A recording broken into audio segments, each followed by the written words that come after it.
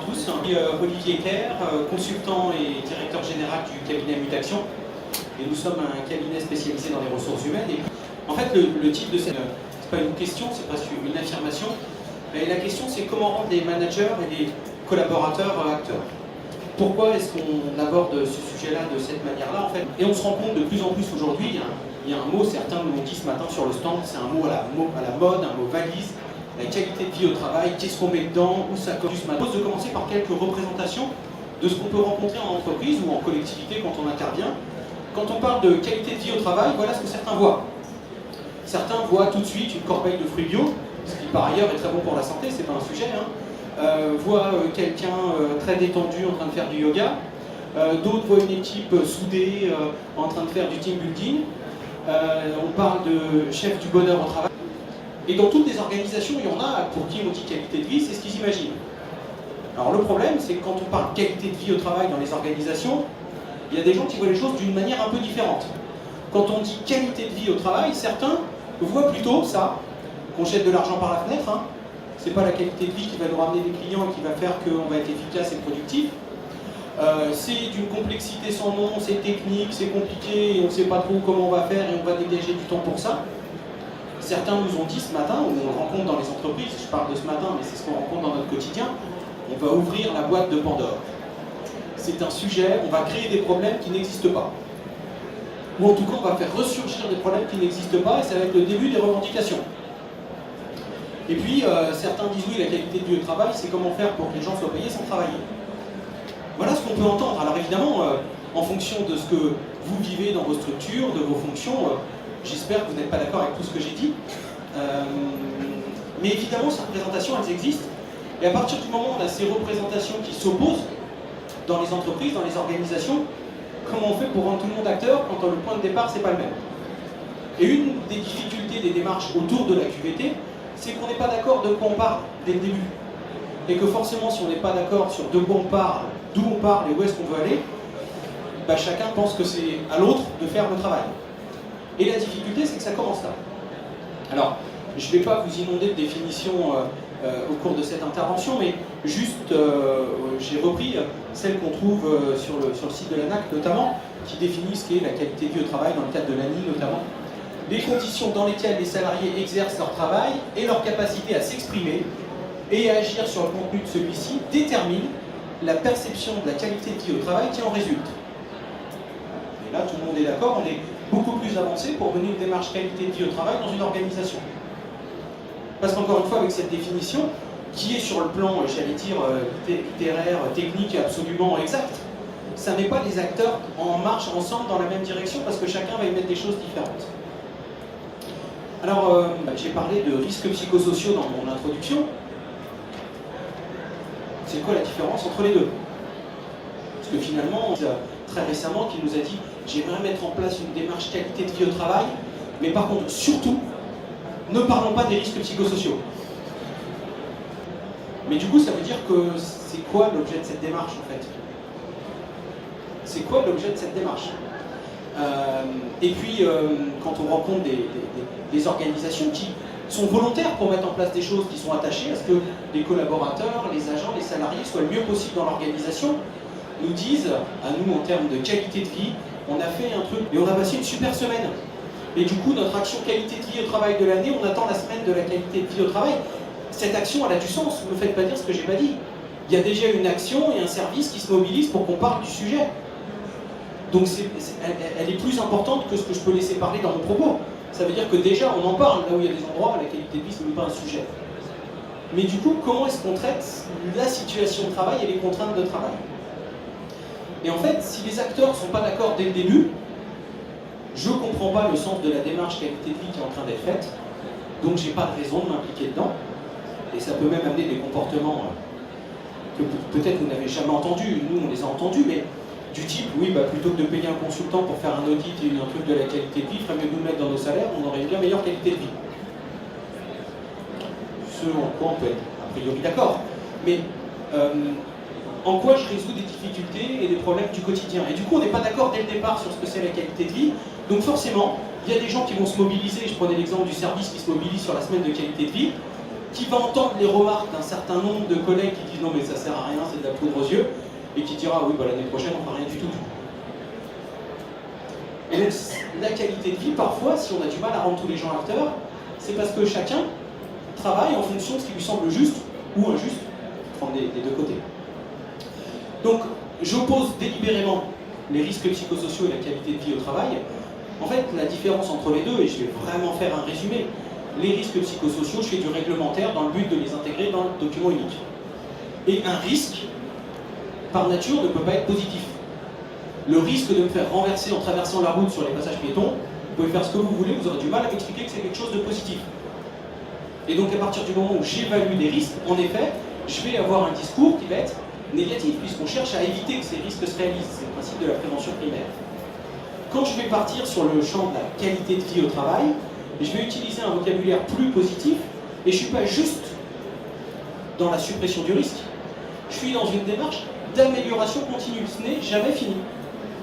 Alors ce qui sera jamais fini, mais en même temps c'est une réalité puisque nous sommes dans des environnements mouvants, les choses bougent, et ce qui était prévu au plan d'action que j'avais prévu, bah peut-être qu'il va falloir le remettre sur le métier à tisser pour recommencer un nouveau plan d'action.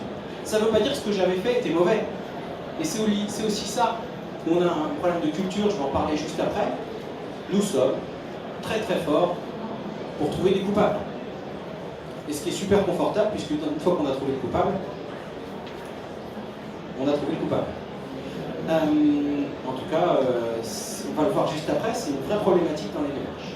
Donc, la QVT, on est sur une démarche beaucoup plus positive, une démarche de développement, mais par contre, ça ne veut pas dire que parce que je fais de la QVT, je ne vais pas faire de prévention des risques. Hein. C'est-à-dire que les deux sont finalement interdépendantes. Je les oppose dans la présentation pour rebondir sur ce que je disais tout à l'heure en disant moi je vais faire une démarche QVT dans mon entreprise, mais par contre, on ne parlera pas des RPS.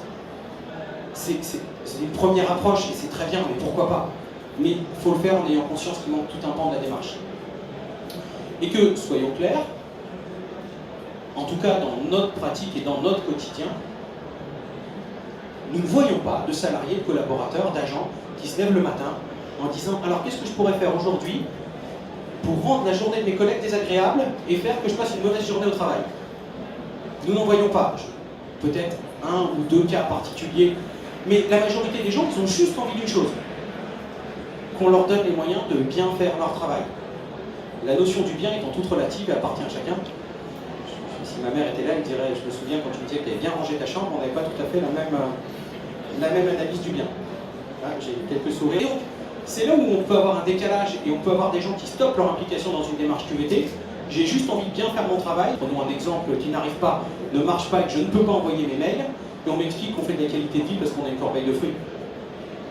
De compenser le manque de l'informatique, quitte à contourner la procédure pour juste que ça fonctionne. Donc la majorité des collaborateurs, ils ont juste envie de bien faire leur travail.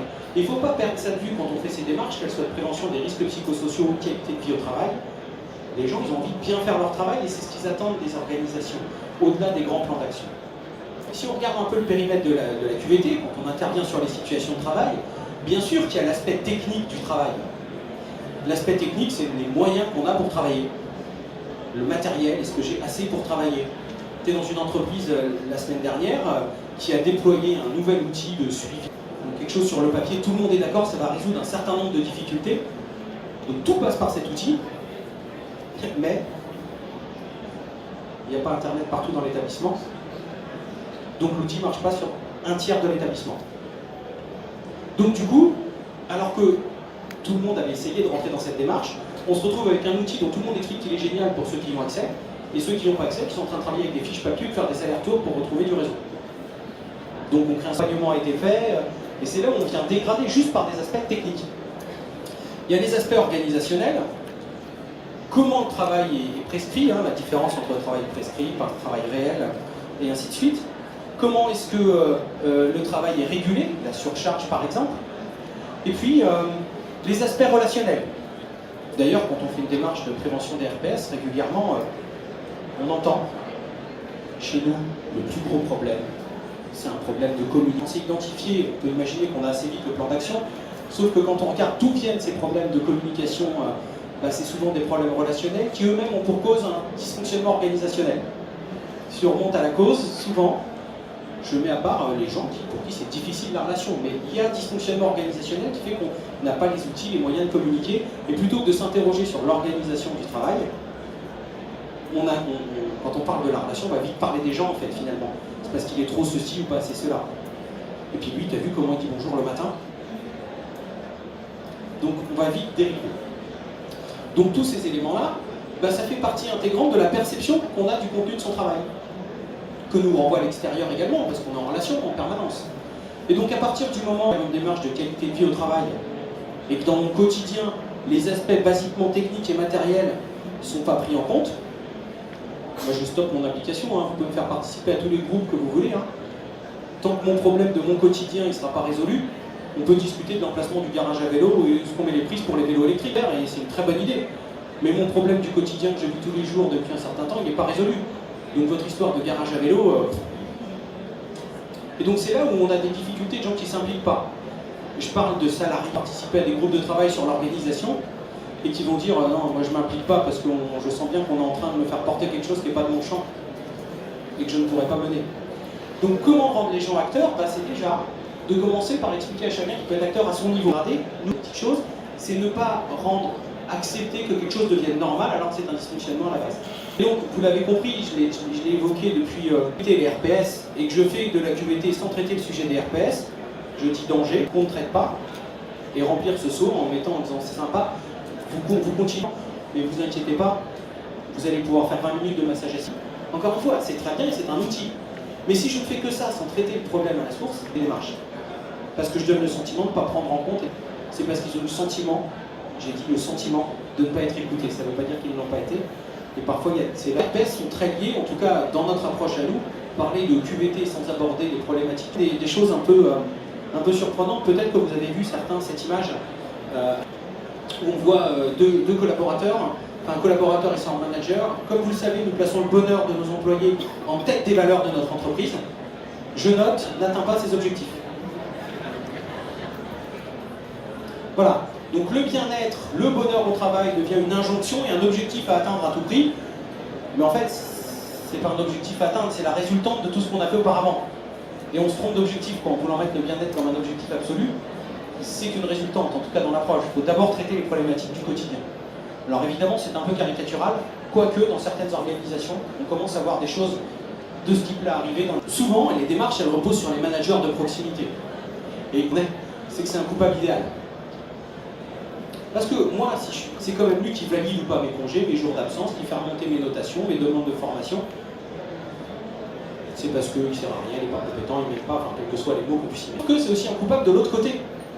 Et c'est pour ça, comme il est au cœur du système et au cœur des injonctions contradictoires, la direction générale, mais quand je dis direction générale, parce que je prends deux échelons, il n'arrive pas à manager les équipes, il n'arrive pas à atteindre les objectifs qu'on leur fixe, avec tout ce qu'on investit en formation et les moyens qu'on leur donne, on a quand même un problème avec nos managers. Et donc c'est génial parce que du coup, et donc le manager, il sent bien, hein, il le voit arriver, hein, le truc du coupable, hein, quand on lance une démarche. Hein. Et bizarrement, quand il le voit arriver, il a moyen envie d'être acteur du truc. C'est sûr. C'est-à-dire que très vite, il se dit, et en plus, on va me demander d'animer un groupe de travail pour trouver des solutions à des problèmes que j'ai identifiés, auxquels j'ai déjà pas trouvé de solution. On va me faire porter la responsabilité du fait que j'ai pas trouvé les solutions. Alors, je le disais, c'est le coupable idéal, il arrange tout le monde. Hein. Bon, ce qu'on sait par contre, c'est que quand on trouve un coupable, on en trouve toujours un et on le connaît, c'est souvent le même. En fait, c'est une tribu. C'est ce qu'on appelle nous la tribu des panou-panou. C'est pas nous, chef. Et donc, on la rencontre souvent dans les audits des risques psychosociaux.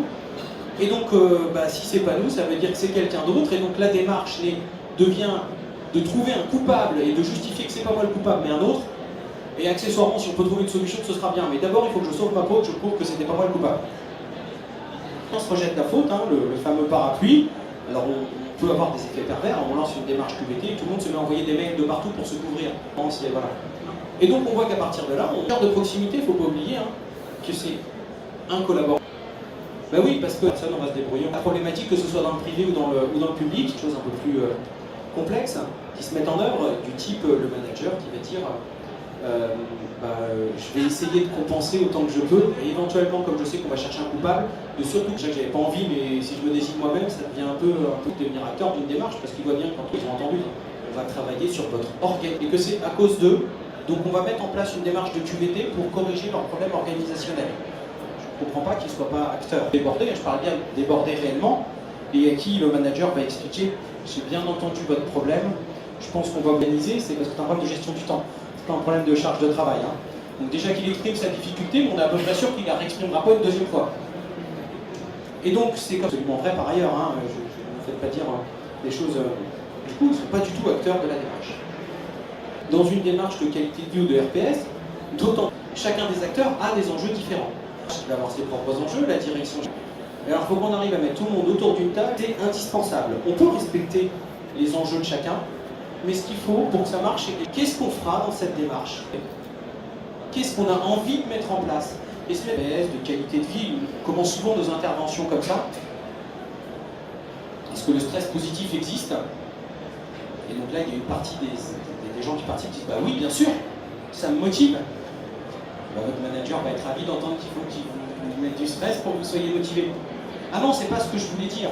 Et du coup, pourquoi je dis ça? C'est de se mettre d'accord sur de quoi on parle. On ne peut pas tout faire aujourd'hui, qu'on n'a pas forcément les moyens de tout faire, mais que peut-être on fera petit, mais on le fera bien. Donc ça veut dire que, ben voilà, on va essayer de mettre tout le monde autour de la table. Alors c'est pour ça que nous, dans les débats, alors on lui donne le nom qu'on veut, hein, groupe projet, groupe de pilotage, copil, en fonction des cultures, des structures. Qu'est-ce que ça veut dire? Ben, ça veut dire qu'on va mettre autour de la table, et on n'est pas dans le cadre d'une instance classique. Parfois, le groupe projet, c'est une émanation du CHSCT, point, et c'est très bien comme ça. Mais l'idée, c'est de l'élargir en santé au travail, que peuvent être les services de santé au travail, que peuvent être des partenaires extérieurs qui interviennent avec les préventeurs, par exemple, qui ne sont pas forcément européens, qui ont envie de travailler sur ces sujets-là. Alors, la méthode, en fait, on la résume vraiment... Ah oui, parce que je n'ai pas été extrêmement rassurant depuis le début de ma présentation. 10 ans qu'on le fait, on est convaincus. Mais c'est sûr qu'il faut rassurer. Il faut former les gens, expliquer de quoi on parle, c'est quoi. On a dit qu'il faut que les gens soient acteurs, il ne faut pas juste qu'ils soient là pour remonter des problèmes. Alors, rassurer chacun de sa légitimité, que ce soit les équipes de direction, parce qu'évidemment, attends, c'est un groupe, non, je ne prends pas de risque, on va plutôt faire une démarche 5S, ça va être bien. Ben oui, donc il faut rassurer chacun de sa légitimité, que ce soit la direction, que ce soit les représentants du personnel, que ce soit les managers de proximité, mais il faut rassurer aussi du soutien de la hiérarchie et de la volonté que la démarche elle aboutisse. Que ce ne soit pas juste une démarche pour faire plaisir. Qu'il y ait une réelle volonté au plus haut niveau de l'entreprise et du service, que ça avance.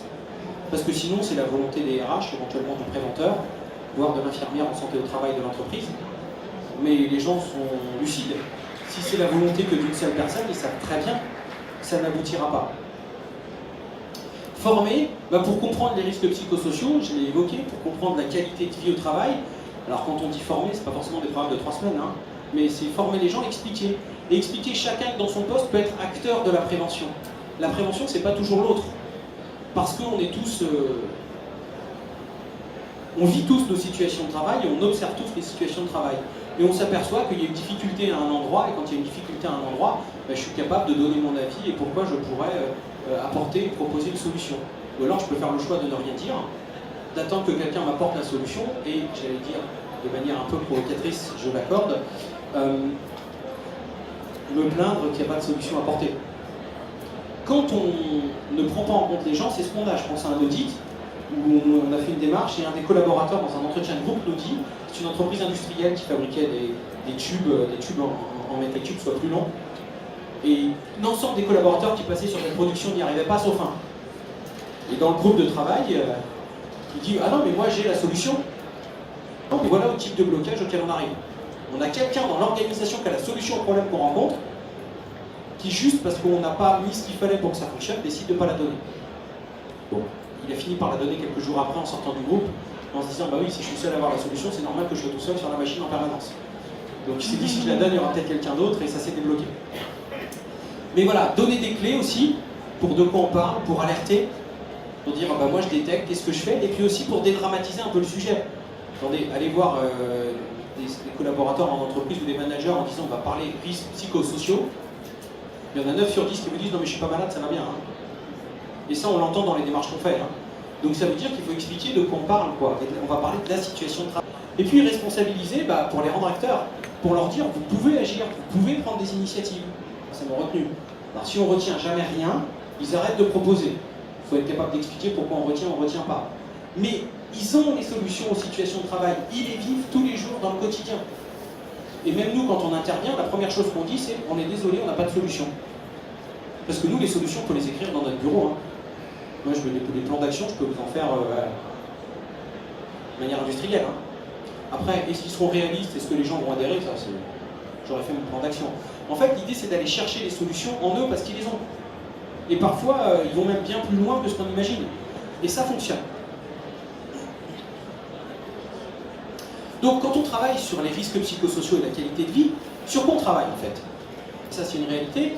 On va parler de l'intégration, de la formation.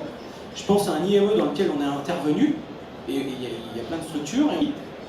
J'ai même pas fait le tour de l'établissement, on m'a montré le bloc dans lequel j'allais travailler. Je sais même pas où sont réparties les différentes infirmières, je sais même pas où les localiser. Je connais son numéro d'économa, je ne savais même pas qu'on avait un économa.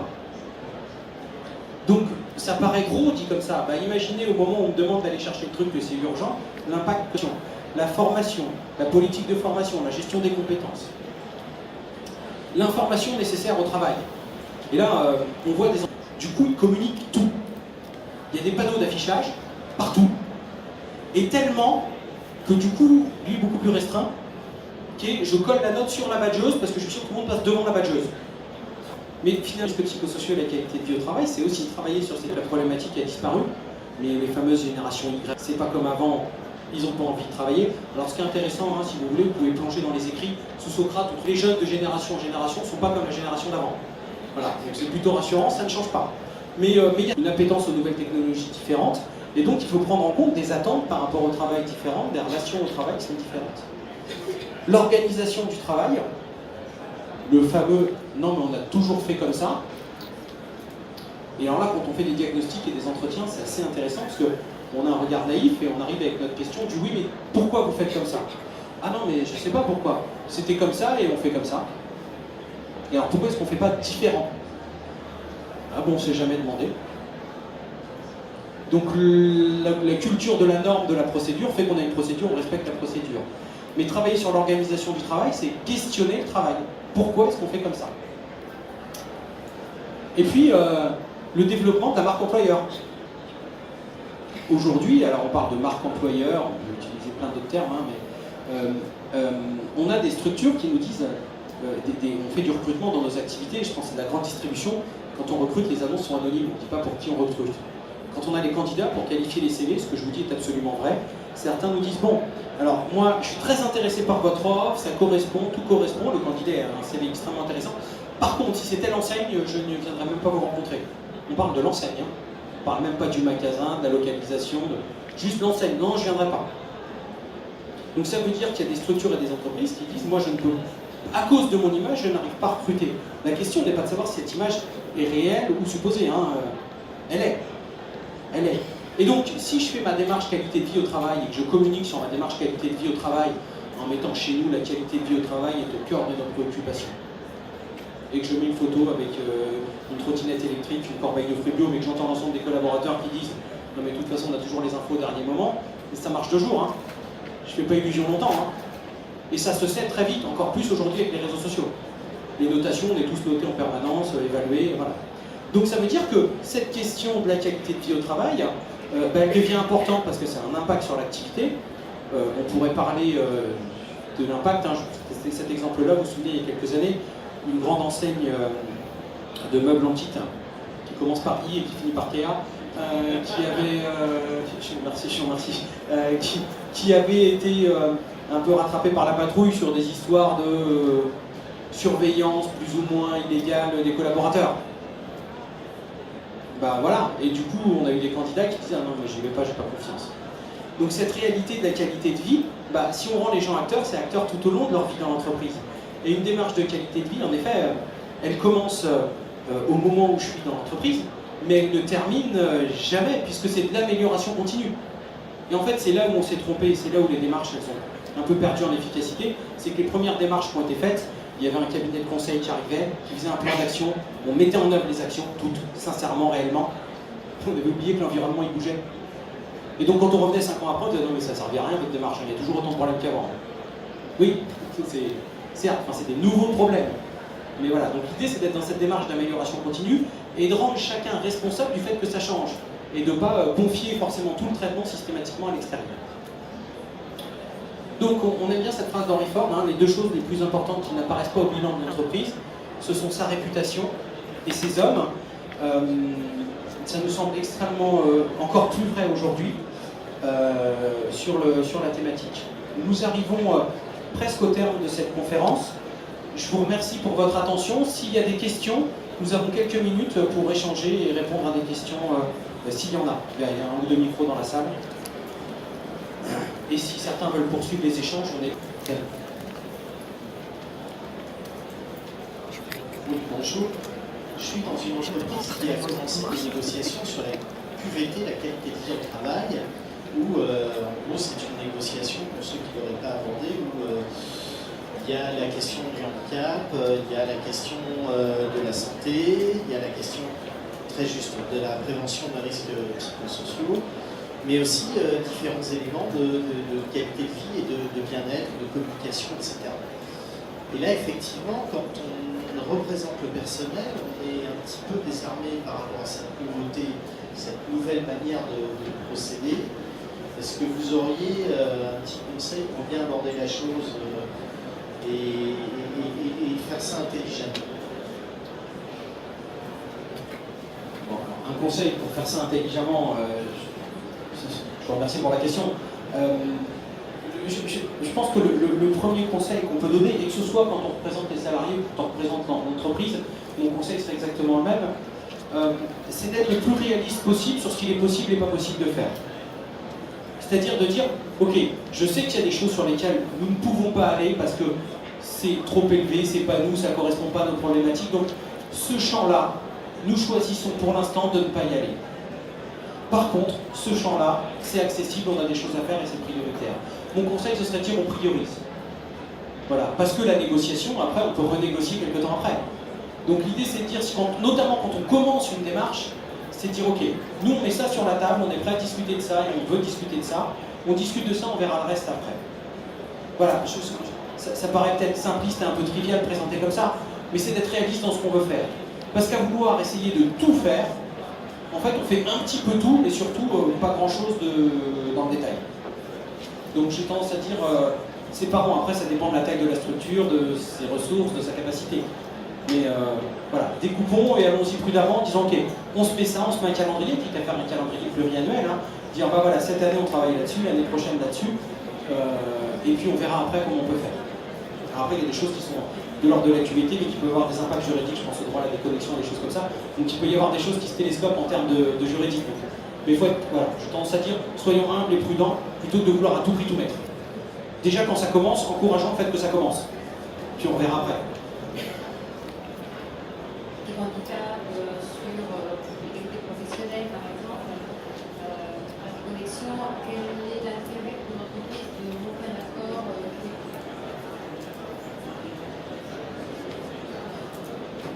Quel est l'intérêt pour l'entreprise? Je vais répondre que ça dépend de l'entreprise.